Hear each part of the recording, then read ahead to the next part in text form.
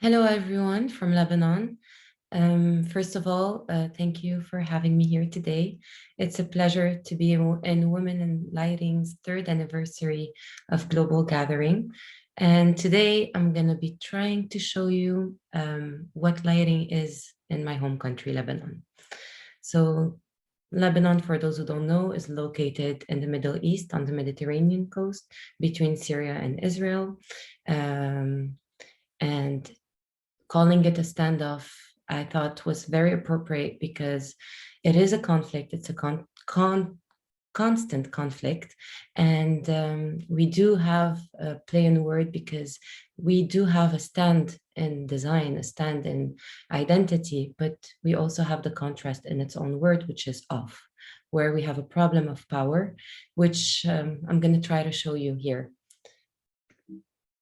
So first of all, I'd like to show you the four characteristics of Lebanon.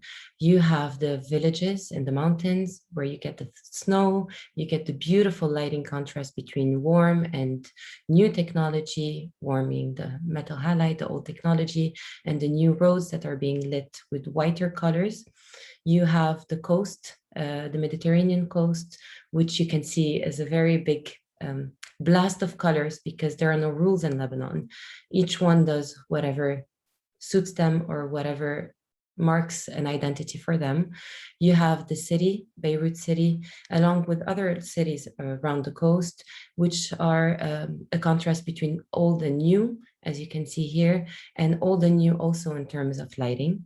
And last but not least, the nightlife, which is a big aspect in Lebanese lives. And it's always designed in a top-notch way with modern technology, modern design, and moods, just moods and colors. Now, the offside and the contrast is, although we have all of that, we do have power outage. And you can see how this beautiful lights and the beautiful city turned into complete darkness at night.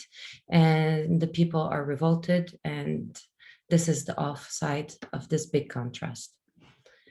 Now, getting a little bit more in details in terms of lighting and styles in Lebanon, you do have the streets, either typical street headlights that are attached to buildings or columns, or you have the typical villages, which have more traditional lanterns attached on the canopies of the facade or just on the buildings. You have homes that are traditionally lit, showing the arches and the stone and the history and character of the space, as well as the modern, high-end, slick design, as we see everywhere in the world. And here too, we have the big contrast because all of that looks really pretty, but the outside of it is quite a struggle in terms of either stealing power, attaching to a generator that is already existing, having none of those, and referring to candles, or even the contrast too with poverty and trying to keep warm and safe at night.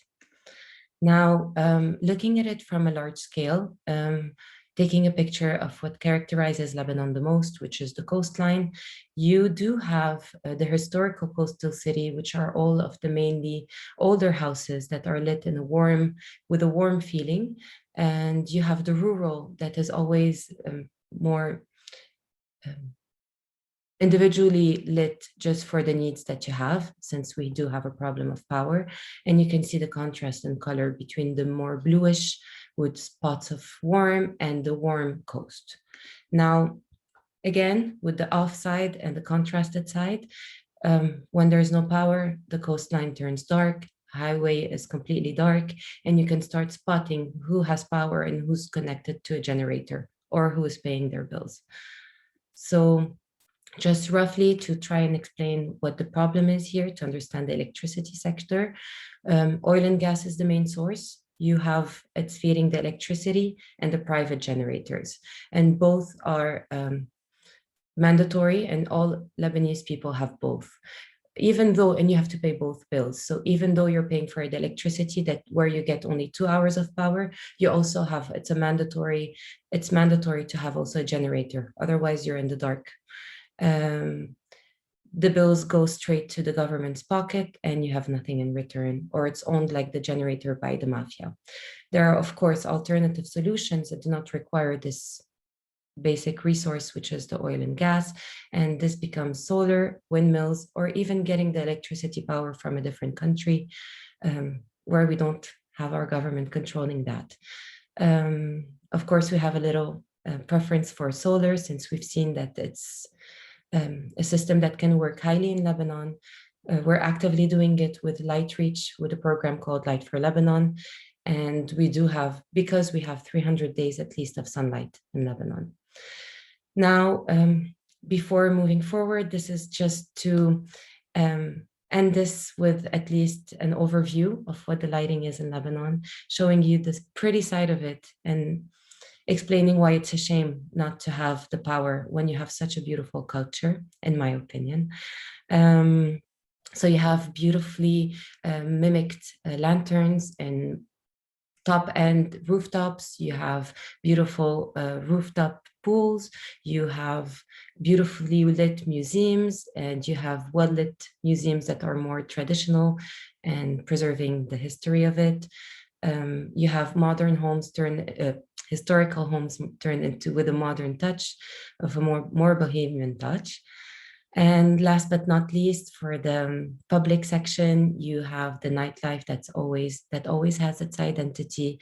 You have the more traditional streets that opt for string lights, most of the places around Lebanon. And you have the historical cities, which are at least 7,000 years old, where you still have those lanterns that add the charm to this country.